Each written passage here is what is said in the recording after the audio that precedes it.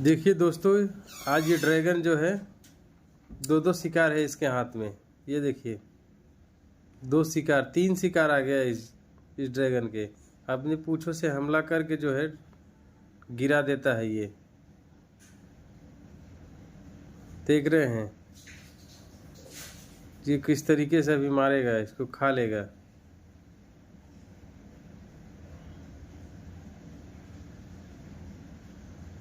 Dragon ही बहुत खतरनाक है ये।